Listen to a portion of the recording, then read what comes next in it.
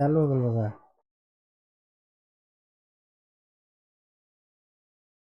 Hello guys, आप सभी का स्वागत है हमारे यूट्यूब चैनल मास्टर क्लासेस 25 में। तो आज हम देखने वाले हैं केमिस्ट्री क्लास 10th के चैप्टर नंबर 4 के। ये आप लोग के क्वेश्चन बहुत वेरी इंपॉर्टेंट है। ठीक है, देखिए पहला क्वेश्चन है आपका। इसमें कहा कि एल्कोहल में कौन सा तत्व उपस्थित नहीं होता है। तो एल्कोहल में कहा जा रहा है कार्बन भी होता है, ऑक्सीजन, हाइड्रोजन भी होता है। तो ये आप लोग को नाइट्रोजन इसके अंदर उपस्थित नहीं होता है। ठीक है, नेक्स्ट प्रश्न है कि वनस्पति तेलों में होती है।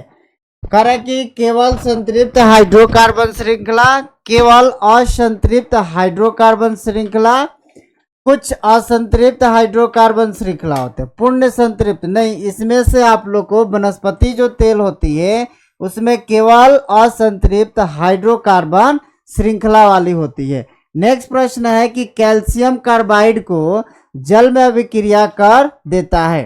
ठीक है, यानी CaCO2 जब जल से अभिक्रिया करता है तो क्या बनाता है, आपको C2H2 बनाता है। ठीक है, और आपको क्या बना देगा, कैल्शियम ऑक्साइड बना देगा। ठीक है, यानी ये आपका क्या होता है, C2H2 आपको क्या हो जाएगा, एथाइन होता है। ठीक है, ये आपका एथाइन बनाता है।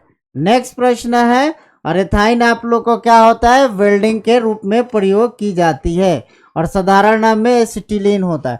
डालडा में उपस्थित वसा अम्ल किस प्रकृति का होता है।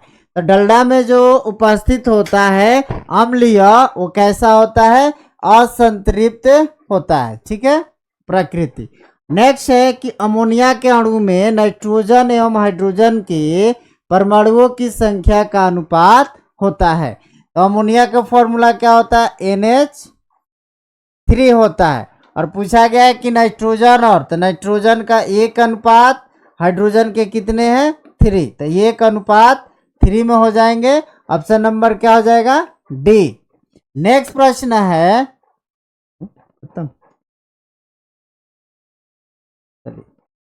ये इसमें का आज 5 ही क्वेश्चन है, और क्वेश्चन आप लोग को बता रहे इसका। ठीक है,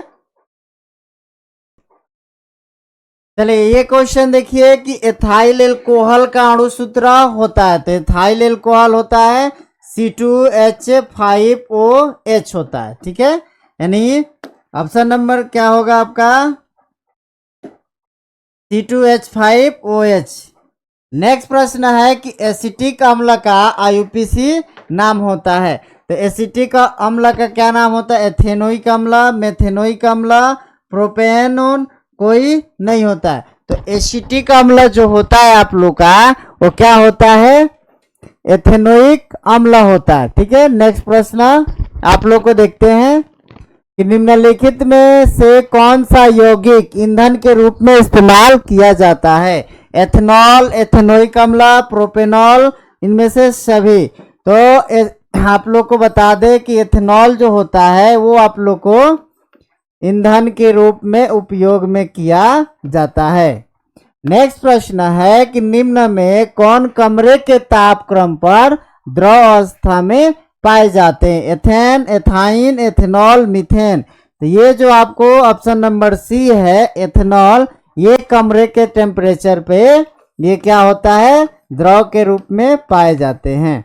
ठीक है, नेक्स्ट प्रश्न आपका है कि एथेनॉल को साधारण H2SO4 के साथ गर्म करने पर निम्नलिखित में कौन सी गैस प्राप्त होती है। तो आपको C2H5OH के साथ गर्म करने पर, यानी H2SO4 के साथ गर्म किया जाए तो क्या प्राप्त होता है, तो प्राप्त हो जाएगा C2H4 प्राप्त होता है। ठीक है, तो ये आपका ऑप्शन नंबर क्या हो जाएगा, सी, यानी डी नंबर ऑप्शन हो जाता है, C2H4 होता है। तो इसका नाम क्या होता है, एथीन होता है। ठीक है, ये हो जाएगा एथीन।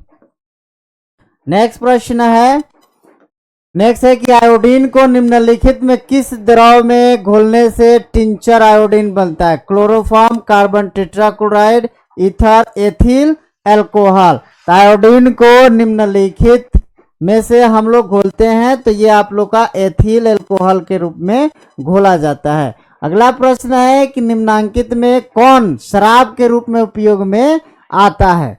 तो शराब के उपयोग में आता है वो आपका होता है एथेनॉल C2H5OH, ये शराब के रूप में उपयोग में आता है। नेक्स्ट प्रश्न है कि बेंजीन सांद्रण सल्फ्यूरिक अम्ल की उपस्थिति में नाइट्रिक अम्ल से अभिक्रिया कर क्या बनाता है। तो सल्फ्यूरिक अम्ल और नाइट्रिक अम्ल की उपस्थिति में आप लोग को क्या बनाता है, तो नाइट्रोबेंजीन प्राप्त करता है। ठीक है, तो अगला